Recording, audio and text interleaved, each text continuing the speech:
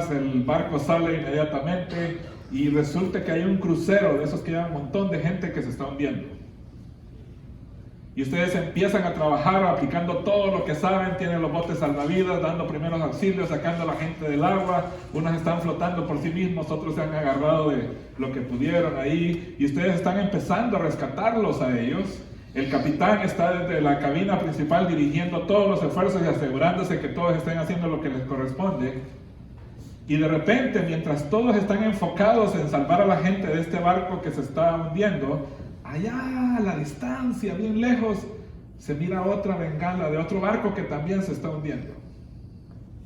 Y ustedes son el único barco salvavidas en esa región. ¿Qué hacen? Dejar a los que están rescatando ahí para mover el barco allá a los otros, porque aquel barco es el doble de grande de este y hay mucha más gente allá.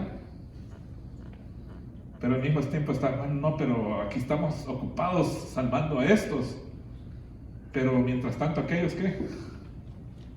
¿Qué vamos a hacer? ¿Qué harían ustedes? John Piper dice que a la hora de tratar de balancear nuestra responsabilidad, debemos recordar que nuestra responsabilidad no es salvar al mayor número posible. Esa no es nuestra responsabilidad. Nuestra responsabilidad es asegurarnos que toda etnia tenga una representación del mensaje del Evangelio. Porque la obra de salvación es algo que el Espíritu Santo hace en el corazón de las personas.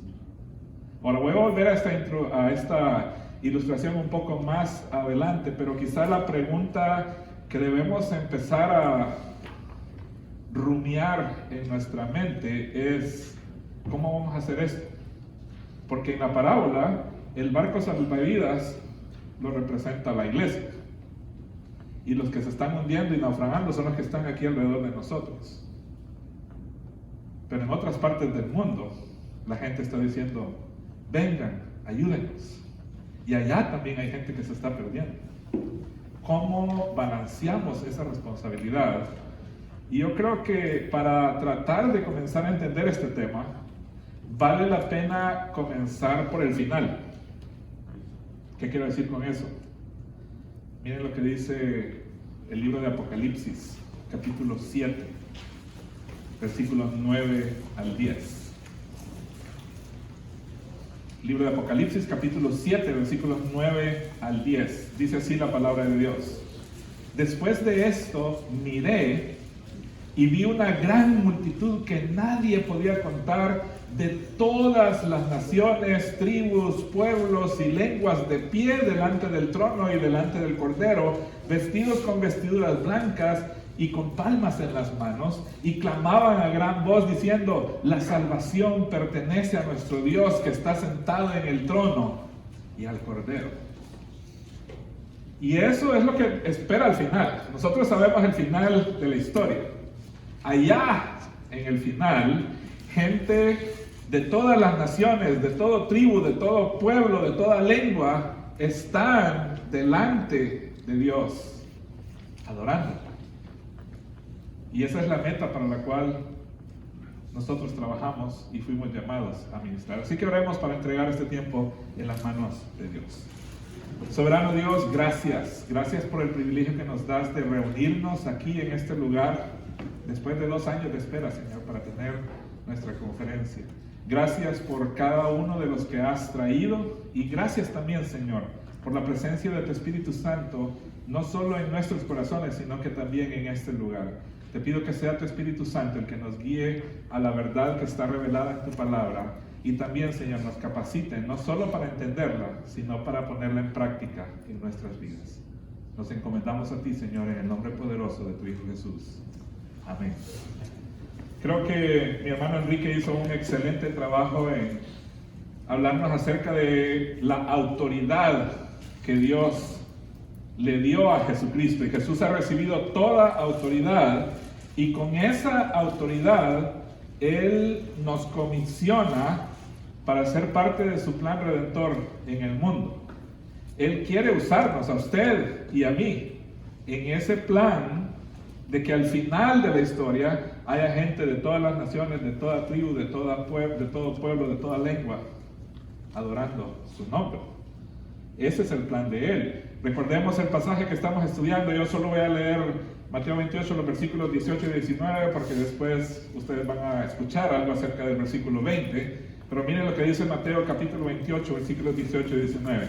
Y acercándose Jesús, les habló diciendo: toda autoridad me ha sido dada en el cielo y en la tierra. Id pues y haced discípulos de todas las naciones, bautizándoles en el nombre del Padre y del Hijo y del Espíritu Santo.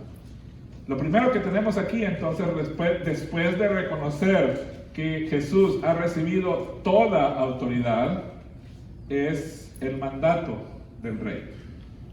¿Qué es lo que Él demanda? Y está ahí en el versículo 19. Ir pues y hacer discípulos de todas las naciones, bautizándolos en el nombre del Padre y del Hijo y del Espíritu Santo.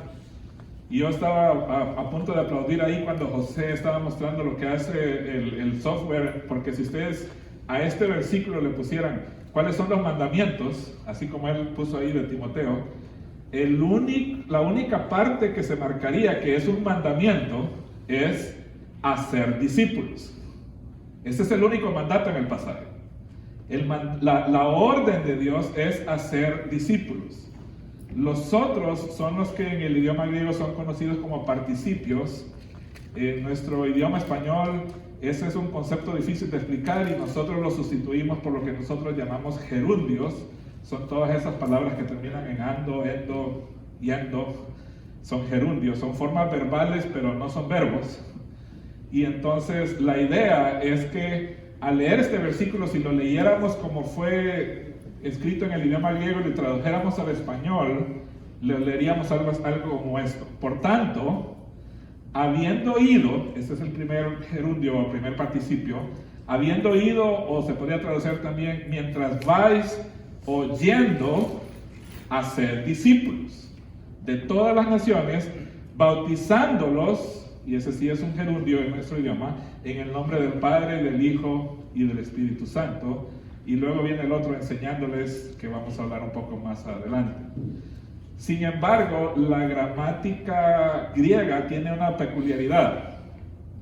Cuando hay un verbo que está en imperativo, si a ese verbo le precede, aquí está el verbo imperativo, y antes de ese verbo hay un participio, el participio también agarra, por así decirlo, una fuerza imperativa.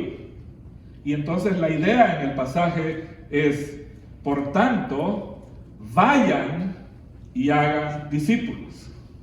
Porque en este caso, ese primer participio también tiene una fuerza imperativa. Es una orden del Señor. Vayan y hagan discípulos. Los otros dos se relacionan siempre, pero no tienen la misma fuerza imperativa que estos primeros. Y entonces la orden de Jesús, la orden del Rey es: vayan y hagan discípulos de todas las naciones. Todos los evangelios, los 4 evangelios y el libro de Hechos, que fue escrito por Lucas, tienen una versión de el pasaje que nosotros conocemos como la Gran Comisión.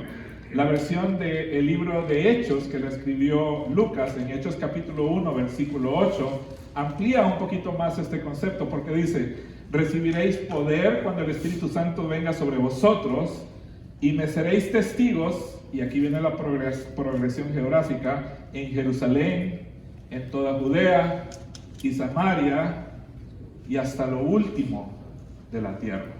La meta entonces es expandir el evangelio por todo el mundo, y es responsabilidad de la iglesia que haya testimonio tanto en Jerusalén como en Judea como en Samaria y hasta lo último de la tierra. En ningún momento es que Dios está diciendo, o Jesús está diciendo: ok, cuando hayan terminado Jerusalén pueden pasar a Judea, y después de que hayan terminado Judea se van para Samaria. No, la idea es que en cada una de esas regiones geográficas debe haber una representación de la iglesia haciendo la obra. Y eso está en Hechos capítulo 1, versículo 8. No vamos a ver el pasaje, pero si ustedes leyeran en el libro de Hechos, el capítulo 8, versículo 1, ahí pasó algo grande. Resulta que parece que los discípulos entendieron, no, aquí en Jerusalén estamos todos cómodos, quedémonos aquí. Y Hechos 1.8 decía, no, en Jerusalén, Judea, Samaria y hasta el último de la tierra. En Hechos capítulo 8, versículo 1, dice que se desató una persecución que todos, oiga bien, todos los cristianos, excepto los apóstoles, tuvieron que salir de Jerusalén. Y yo solo me imagino a Dios diciendo, bueno, si no entendieron por las buenas, pues vamos a ayudarle, ¿verdad? Y los saca de Jerusalén, y entonces es cuando el evangelio empieza a expandirse. Ahora, esa tarea no es una tarea fácil. Al hacerla enfrentamos grandes desafíos. Por ejemplo, la rapidez con la que está creciendo el mundo. Yo me acuerdo allá cuando yo era joven, bello y sin haber amado, que decían que la población del mundo era 5 billones de personas. ¿Cuánto creen ustedes que es la población del mundo hoy?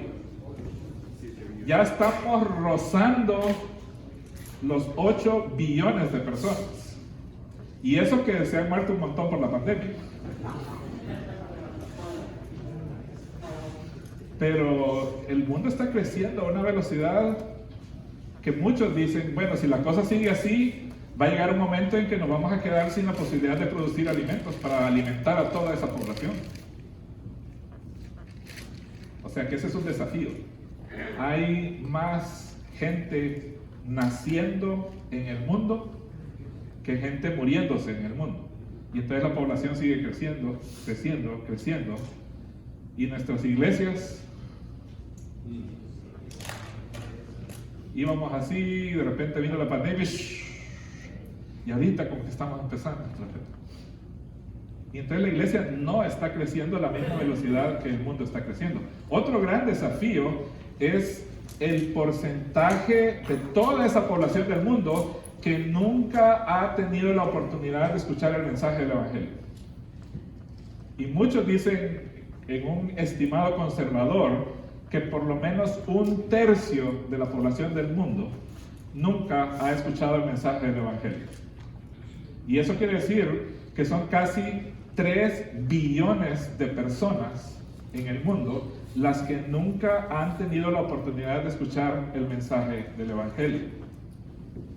Y el otro desafío que enfrentamos es la competencia que tenemos de las otras religiones en el mundo, y que algunas de ellas están creciendo más rápido que el cristianismo, y muchas de ellas son hostiles hacia los cristianos.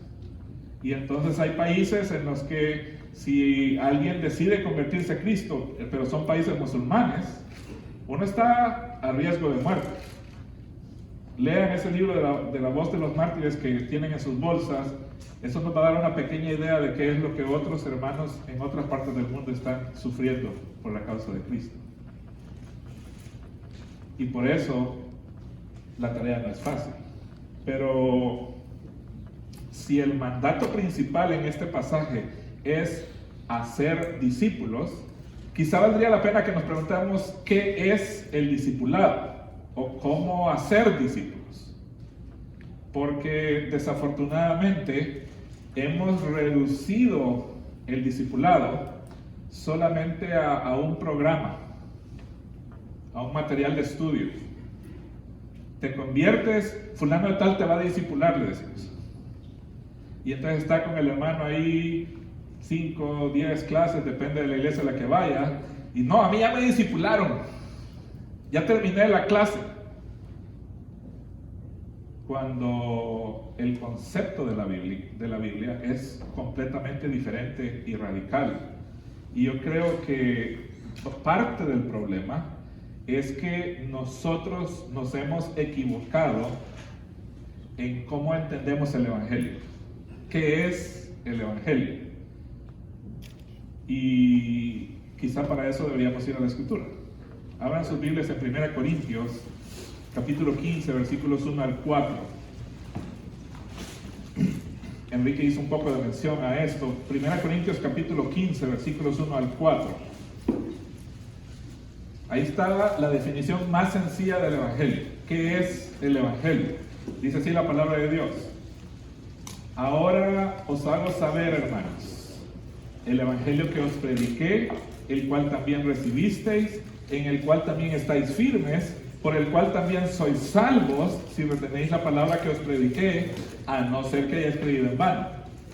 Y aquí está la esencia del Evangelio. Esto es el Evangelio. Por versículo 3, porque yo os entregué en primer lugar lo mismo que recibí, que Cristo murió por nuestros pecados conforme a las Escrituras, que fue sepultado y que resucitó al tercer día conforme a las Escrituras. Y luego el apóstol Pablo va a seguir en los siguientes versículos hablando de que se le apareció a Pedro y a otros discípulos y después hasta 500 personas aproximadamente. Y por último dice el apóstol, a mí, como un abortivo ahí en el camino a Damasco. Pero esa es la esencia del Evangelio. ¿Qué es el Evangelio? Que Jesús murió en la cruz por mis pecados, conforme a la Escritura, y que resucitó al tercer día, conforme a la Escritura. Y de ahí creo yo que viene la base de la fórmula, si podríamos llamarla así, que hace Pablo ahí en Romanos capítulo 10. Dice, ustedes saben el versículo, quizá de memoria, si crees en tu corazón, si confiesas con tu boca que Jesús es el Señor y crees en tu corazón que Él le levantó de los muertos, serás salvo, porque esa es la esencia del Evangelio. Ahora, ¿saben cuál es nuestro problema? Y yo creo que Enrique tocó algo de esto, pero yo quisiera mencionarlo. Nosotros decimos, debes recibir a Jesucristo como el Señor de tu vida. Y para nosotros esa palabra no nos hace clic. Porque para nosotros, Señor es el que va caminando allá en la calle que no sabemos cómo se llama. Vea, había un Señor por allá.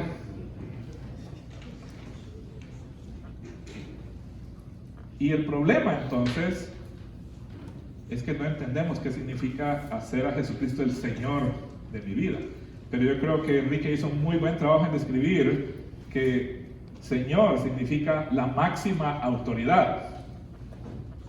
Y voy a volver a tocar este mismo tema cuando hablemos del bautismo al final, pero la idea es entonces reconocer que Jesús es la máxima autoridad en tu vida. Él es el jefe. Pero no solo eso, sino también creer y estar convencido de que Él resucitó, de que Él no está muerto. Porque si Él no resucitó, no tiene poder para salvar. Pero en todo eso creo yo que nuestro mal entendimiento acerca del Evangelio en cierta medida está truncado porque limita la gracia de Dios solo al perdón de los pecados. Separa, no sé si consciente o inconscientemente, la justificación de la santificación. Enseña que tener fe es estar de acuerdo con una lista de puntos doctrinales. Permite que el discipulado sea opcional. Lo hemos reducido a un programa. No requiere que carguemos nuestra cruz cada día.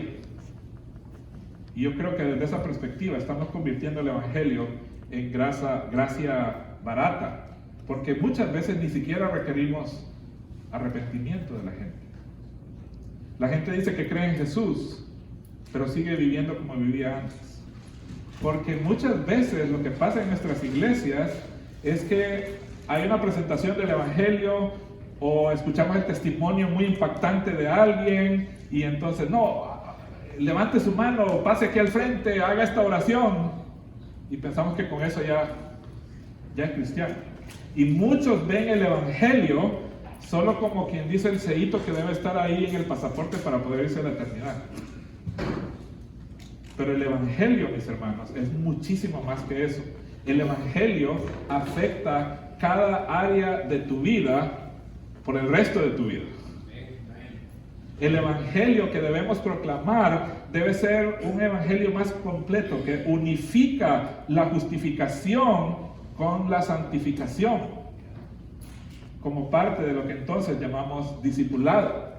Cuando por la gracia de Dios logramos arrepentirnos de nuestro pecado, entonces estamos entrando en una nueva relación dentro del reino de Dios. Es un llamado para toda la vida. Es una aventura, una jornada que estamos comenzando de seguir a Jesús hasta que Él venga por nosotros o nos llame a su presencia. Y por eso, al proclamar el evangelio, también debemos crear espacios donde esa gracia de Dios se pueda experimentar. Necesitamos, creo yo, desarrollar una teología de la gracia. Por ejemplo, lo que dice Efesios capítulo 2, versículos 8 al 10. Porque por gracia habéis sido salvados por medio de la fe. Y esto no de vosotros, sino que es don de Dios. No por obras para que nadie se gloríe. Porque somos hechura suya, creados en Cristo Jesús, para hacer buenas obras, las cuales Dios preparó de antemano para que anduviéramos en ellas. ¿Ven cómo la gracia de Dios no solo es salvarnos de nuestros pecados? La gracia de Dios incluye cosas que Dios predeterminó de antemano para que nosotros vivamos cada día haciéndolas. Y en nuestras iglesias no estamos proclamando esa gracia de Dios. Filipenses capítulo 2, versículos 12 al 13 dice: así que, amados míos, tal como siempre habéis obedecido, no solo en mi presencia, sino ahora mucho más en mi ausencia, ocupaos en vuestra salvación con temor y temblor. Ahora, aclaro aquí, eso no quiere decir que el miedo es a que pueda perder su salvación, porque eso es contrario al mensaje de la gracia de Dios, sino que lo que creo que el apóstol está tratando de decir es: haber experimentado la gracia de Dios es una responsabilidad tan grande que debería producir algo en ti, temor y temblor, dice. Versículo 13, porque Dios es quien obra en vosotros, tanto el querer como el hacer para su beneplácito. Y entonces la gracia de Dios afecta todas las áreas de mi vida desde el momento en el que yo creo. La gracia es un regalo, lo que significa que es algo que no podemos ganar u obtener por nosotros mismos, es algo que Dios hace por nosotros. Creo que también al proclamar el evangelio debemos enseñar el uso apropiado de las disciplinas espirituales. Muy pocos tienen la costumbre de leer la Biblia. Algunos oran antes de consumir los alimentos. Y son oraciones. El domingo les enseñé 2 oraciones a los hermanos, así del relámpago, para cuando uno tiene mucha hambre. Señor, que das la vida, bendice esta comida.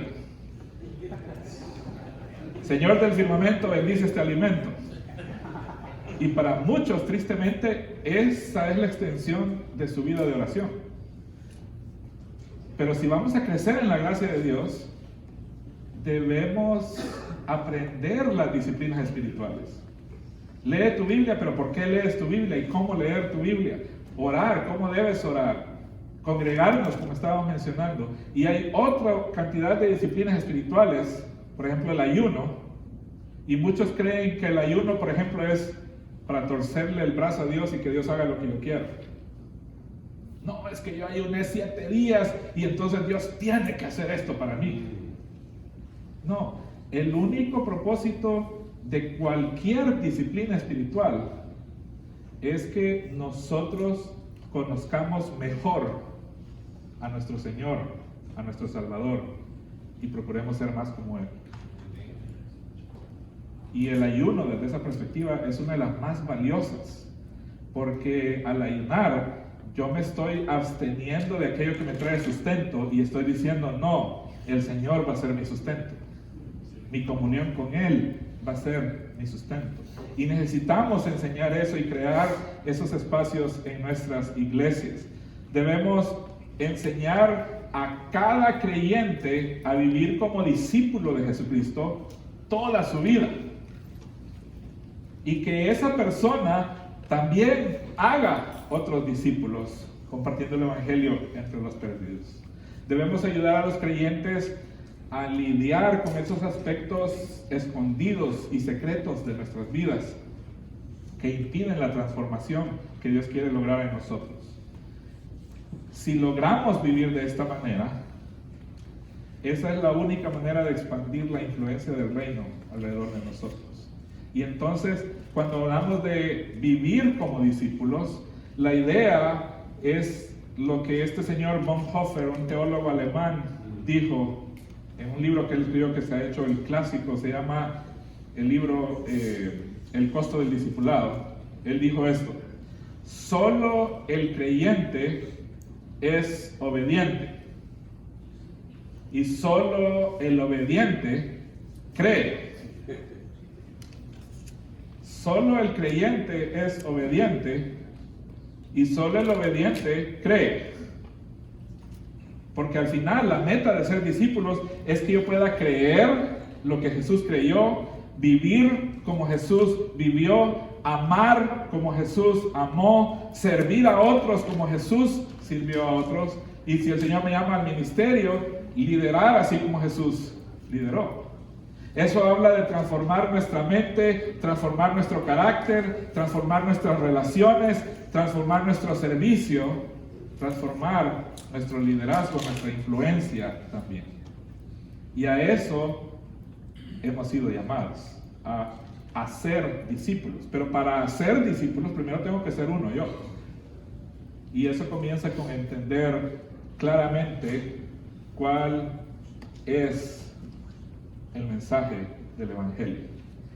Pero la segunda parte en este versículo dice: por tanto, dado que Jesús ha recibido toda autoridad, vayan y hagan discípulos de todas las naciones. De todas las naciones.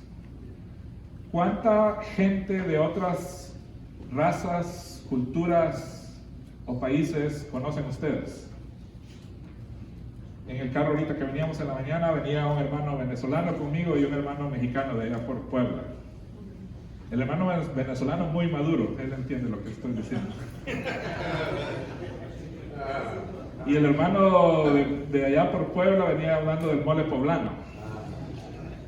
Se ofendieron grandemente, no ahorita, sino en otra ocasión, que yo les había dicho que las pupusas que hacen los salvadoreños es el mismo concepto de las gorditas que hacen los mexicanos y las arepas que hacen los colombianos y los venezolanos. Ese día casi que me empiezan a tirar piedras ahí en la iglesia.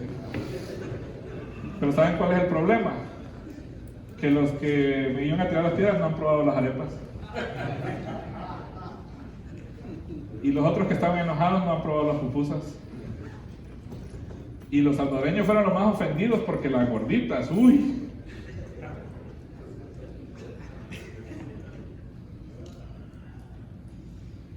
¿Han estado ustedes alguna vez en una reunión transcultural de gente de otra raza? Les va a dar risa esto que les voy a decir, pero este traje que ando puesto hoy lo tuve que comprar porque me invitaron a una boda. Porque aquí los hermanos saben que a mí no me gustan estas cosas. O sea, ahorita los hermanos de mi iglesia me estaban diciendo: pastor, me voy a tomar una foto con usted al final porque nunca lo había visto así. Y lo tuve que comprar porque normalmente uno usa un traje cuando va a un funeral o cuando va a una boda o cuando viene a la iglesia de Enrique. Así.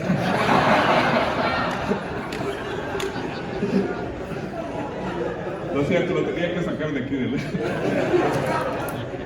El asunto es que compré el traje porque a mi esposa y a mí nos invitaron a una boda de unos hermanos chinitos. Y habíamos quizá, los hermanos muy populares, yo digo que habrían quizá unas 300 personas en esa boda. Y de esos 300, 280 eran chinitos. Habían como 16 gringuitos, algo así, y 2 hispanos. Mi esposa y yo.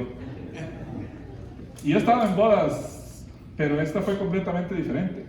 Sí, la hicieron en inglés, pero por ejemplo los papás de los novios inglés no es su primer lengua. El asunto es que unos hablan mandarín y el otro hablan cantonés, y entonces aún entre ellos como que había cierta, pero a mí completamente diferente.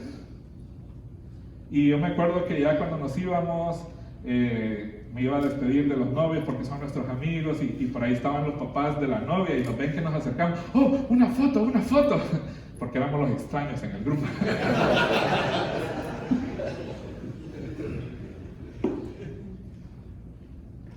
Cuando hablamos de ir a todas las naciones, no sé si se apagó. Ya no quieren que siga. Ya dio hambre, dice. Cuando hablamos de ir a todas las naciones, la idea es adelantar lo que va a pasar en el cielo. Gente de toda lengua, de toda tribu, de toda nación, juntos, alabando a Dios. El domingo pasado tuvimos bautismos en nuestra iglesia y decidimos hacerlo juntos con nuestros hermanos de habla inglesa, y entonces la alabanza procuramos hacerla bilingüe. Cantamos una estrofa en español, el coro en español, luego la estrofa en inglés, el coro en inglés, pero ahí pusimos las dos juntos, y la idea es que los gringos cantaban en inglés y nosotros en español, y a ver cuál se veía más fuerte. Y esa fue la parte que más les gustó a todos. Alabar al Señor juntos. Y Dios nos ha dado la gran ventaja de que aquí en el país donde vivimos, las naciones han venido. Las naciones no se refiere a los países así en las fronteras como nosotros los conocemos hoy, sino que la idea de la palabra es grupos étnicos. Dentro de cada país hay diferentes grupos étnicos.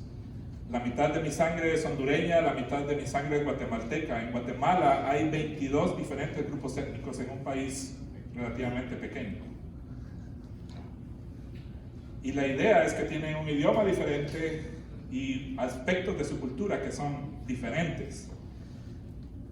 La idea es que si Dios nos ha dado ese privilegio de que aquí donde estamos, Dios ha traído las naciones, nosotros deberíamos aprovechar eso para entrenarnos y conocer otras culturas, porque el mandato de Dios es ir hasta los confines de la tierra. Eso fue lo que dijo Hechos 1:8, pero recibiréis poder cuando el Espíritu Santo venga sobre vosotros, y me seréis testigos en Jerusalén, en toda Judea y Samaria y hasta los confines de la tierra. Así que esta es la parte más práctica quizá de todo lo que voy a compartir hoy. Quisiera darles algunos consejos prácticos. He pedido a los hermanos sugieres que repartan a todos los que están aquí ahorita una tarjetita que tiene el nombre de un país, su bandera, algún poquito de información de ese país y algunas peticiones de cómo ustedes pueden orar por ese país. Entonces cada uno va a recibir una. Hay aproximadamente, bueno, son 50 el total, pero hay como 3 copias de cada una. Así que espero que si usted viene de la misma iglesia, en su misma iglesia no estén repetidas tarjetitas. Si están repetidas, vamos a hacer ese juego así como cuando viene el mundial, que uno está cambiando fichas de jugadores. Pero la idea es que ustedes puedan orar, porque esa es una manera. Creo que el primer paso para nosotros es cambiar nuestra perspectiva con respecto a las naciones, y que las naciones comiencen a entrar a nuestro corazón. Y entonces lo que quiero pedirles es que ustedes, como parte de su vida de oración, empiecen a orar por ese país que les va a tocar. Y no mañana, sino el próximo domingo, ahí en su iglesia, con los hermanos que vinieron de su iglesia, hey, ¿cuál te tocó? Cambiemos. Y usted ora por otro país. Y eso les va a ayudar, creo yo, a ampliar su concepto de qué es el mundo. Otra cosa que pueden hacer es conseguir un mapa del mundo y ver las diferentes áreas. Si su iglesia tiene la bendición de apoyar a algún misionero, trate de ubicar el país donde ese misionero está y orar específicamente por eso. Pueden buscar mapas que son específicamente sobre misiones y esos mapas les van a mostrar los países menos alcanzados con el Evangelio y los que tienen más necesidad. Y empiece a orar por eso. Otro desafío, ya que estoy hablando de que las naciones han venido aquí a nosotros, ¿por qué no se hace el propósito de ir a comer a un restaurante étnico por aquí? Y no estoy hablando de los chinitos porque ahí vamos todos. Yo tengo ya casi 2 años de estar animando a mi grupo de líderes del Ministerio de Hombres a que vayamos a un restaurante africano. Hay como 3 restaurantes africanos ahí en San José. Y hay uno en particular que a mí me encanta y los he querido llevar ahí, pero no me quieren acompañar. O terminamos en los tacos o terminamos en el Dennis. Para la próxima, aquí enfrente de todos los comprometo, hermanos, porque aquí están los 4. Vamos al restaurante africano y comer comida auténtica de Tanzania. Es donde son los dueños de ese restaurante. Hay un hermano en la iglesia que es de Tanzania y él fue el que me llevó a ese restaurante y me presentó a los dueños, así que ya conozco a los dueños, porque no son muchos tanzaneses los que hay ahí por San José, pero muy, muy buena comida. Pero yo creo que eso es algo solo para empezar a abrir nuestro concepto del mundo. Vayan a un lugar, comida hindú, pero entre más auténtico mejor. Si van a donde los hindúes, vayan no a los que son vegetarianos, porque ahí no les van a gustar. Hay unos hindúes que son carnívoros, ellos sí pueden comer carne. Pero la idea es, en el proceso aprendemos cosas de otras culturas y empezamos a entender la cosmovisión que ellos tienen. Y así como decía el hermano Enrique cuando manejaba el Uber, oportunidades de compartir el Evangelio van a surgir. Porque va a ser extraño que nosotros vayamos a ese tipo de restaurantes. Y para los que están ahí, va a decir, ¿y estos qué va? ¿Por qué quieren conocer de nuestra cultura? ¿Por qué quieren probar nuestra comida? Y el Señor nos va a dar sabiduría. Procuren conocer a los dueños del restaurante y empezar a orar por esa cultura, por ese país. Y eso creo que va a ampliar la perspectiva. Otra cosa que todos podemos hacer es trabajar en nuestra Jerusalén. Nuestra Jerusalén es la ciudad donde está tu iglesia. Y Judea sería la región alrededor. Y normalmente entre Jerusalén y Judea no hay mucho cambio de cultura. Samaria, la cultura ya es un poquito diferente. Pero si ustedes hablan con el hermano José, que viene allá de la Florida, uno se daría cuenta las grandes diferencias que hay entre la costa este y la costa oeste del país. Aún en el mismo país. Bueno, los que están en México, al norte de México y el sur de México son culturas completamente diferentes.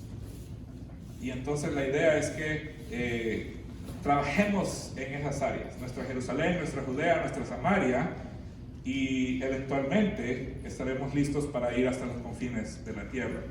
Todos podemos aprender a compartir el Evangelio aquí entre nosotros. Todos también podemos ofrendar para la evangelización y las misiones. Todos podemos orar para que Dios levante más obreros y cada iglesia debería estar dispuesta a entregar sus mejores elementos para las misiones. ¿Recuerdan la ilustración del inicio? El barco salvavidas. Estar salvando gente aquí y de repente por allá hay otra necesidad. ¿Qué creen que hizo ese capitán? El capitán escogió a sus mejores hombres. Escogió la balsa salvavidas más grande que tenía y los envió a ellos allá, mientras los demás seguían trabajando aquí. Y recuerden, lo importante no es la cantidad de personas que podamos salvar. Lo importante es que en cada región del mundo pueda haber un testimonio claro y fuerte del Evangelio de Jesucristo. Pero el pasaje no termina ahí. La última parte del pasaje habla acerca de la importancia del bautismo. Miren lo que dice nuevamente Mateo 28, 19. Id pues y haced discípulos de todas las naciones, bautizándolos en el nombre del Padre y del Hijo y del Espíritu Santo. Aquí quedan claras varias cosas. El mandato es ir y hacer discípulos. Pero una vez que ellos se han convertido, el primer paso que ellos deben dar es bautizarse. Y aquí se está refiriendo al bautismo en agua, no al bautismo del Espíritu Santo. Porque era una identificación pública de aquella gente de que habían creído en Cristo. Y tomando lo que Enrique compartió con nosotros, la idea era, especialmente en términos de religión, los que vivían bajo el Imperio Romano, al único al que podían llamar curios era al César. Especialmente en términos de religión, porque otra vez, como nos explicó el hermano, si eran esclavos, su curios era su amo. Pero en términos de religión, al único al que podían llamar curios era al César. Y entonces, para un ciudadano de cualquier país que estuviera bajo el dominio del Imperio Romano, decir, no, Jesús va a ser mi curios, era un cambio radical. Y eso era lo que representaba el bautismo en ese momento. Era un testimonio público ante todos. César no va a ser mi curios, Jesús va a ser mi curios. Y por eso creo yo que es tan importante el bautismo en la Escritura. Siempre el bautismo en el Nuevo Testamento ocurre después de haber entendido el mensaje del Evangelio, no antes. Después de haber creído, se bautizaban. Entonces el requisito era haber creído. Cuando estás seguro que has entendido el Evangelio, entonces te bautizas. Como les dije, el domingo pasado tuvimos bautismos en nuestra iglesia.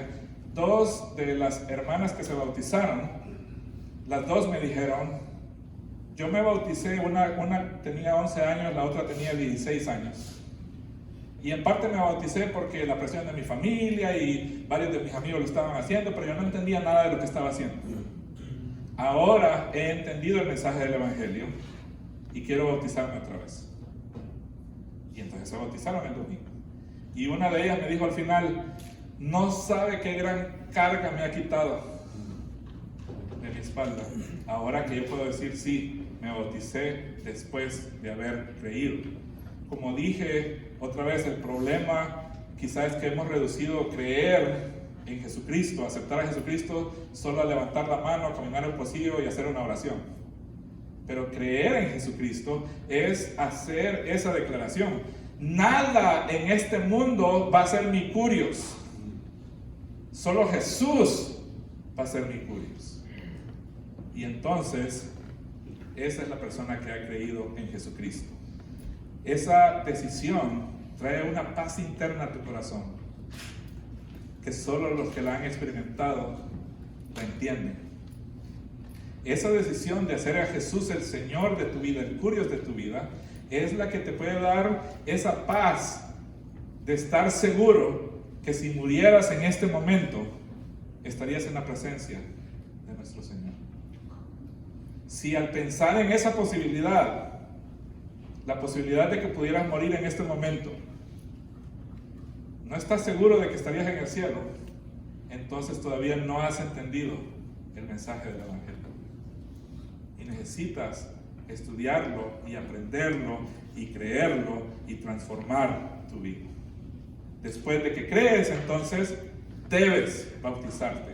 Y la forma en cómo Jesús autorizó a sus discípulos a hacerlo fue en el nombre del Padre y del Hijo y del Espíritu Santo. Es una de las primeras declaraciones claramente trinitarias en toda la Escritura. Porque es el único Dios que existe en 3 personas a quien tú estás declarando lealtad. Terminemos de esta manera. Quiero hacerles algunas preguntas. ¿Eres realmente un discípulo?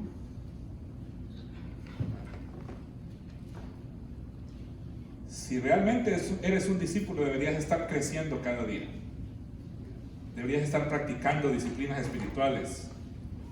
Y quizá comienza ahí. Haz una disciplina de leer la palabra cada día.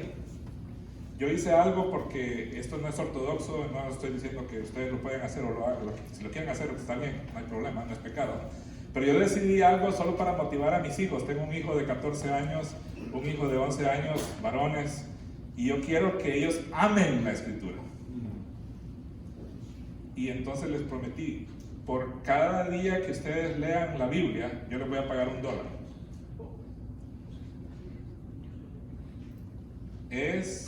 Uno de ellos me salió medio espiritual. Uy, papá, ¿cómo me va a pagar por leer la Biblia? No dice la Biblia que deba hacerlo, pero es una forma en la que yo quiero motivarte para que lo hagas. Y entonces al inicio él se rehusó. El chiquito se imaginó lo que podía hacer con $7 a la semana. Y ese niño, 11 años, y aquí como papá tengo el derecho de sentirme orgulloso, tiene 210 días continuos de leer su Biblia. Al punto que un día se despertó a las 11 de la noche. Normalmente ellos se acuestan a las 9 de la noche y se despertó a las 11 de la noche. Papá, no leí mi Biblia. Y yo sé que no estaba pensando en el dólar, porque $1 no es suficiente para levantarse. Él estaba pensando en todo lo que ha estado aprendiendo de la palabra. Y ahora ya es una costumbre para mis hijos. Y cada noche nos sentamos, ya leyeron su Biblia, que aprendieron hoy, preguntas, cómo podemos poner esto en práctica en nuestro hogar, aquí en la casa, o en la iglesia o donde estemos. Porque la práctica de las disciplinas es lo que nos va a ayudar a crecer a la imagen de Jesucristo. Ahora, si sus hijos ya tienen más de 18 o 20 años, no les ofrezcan dinero, eso ya es otra mentalidad.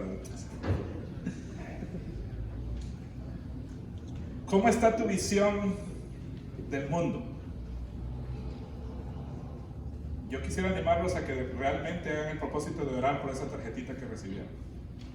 Y dentro de 8 días cambiarla con alguien más de su iglesia para una diferente.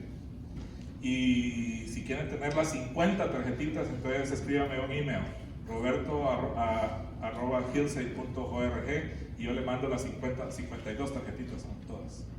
O si ustedes pueden comprar otros recursos, hay un libro que se llama Operación Mundo, tiene información de todos los países del mundo con peticiones de oración.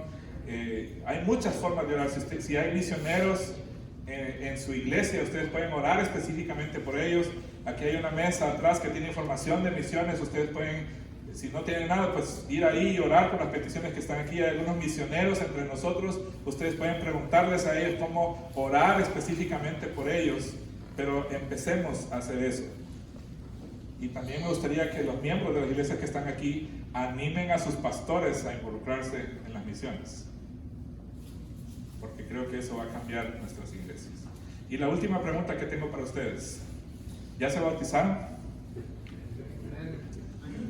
Si ya se bautizaron, ¿entendían lo que hicieron cuando lo hicieron?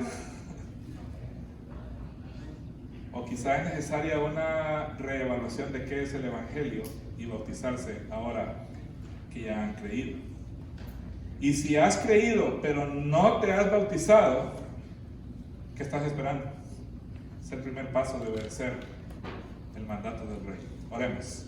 Soberano Dios, gracias. Gracias por tu palabra que nos enseña, que nos instruye, que nos desafía y que puede cambiar, Señor, nuestra manera de pensar.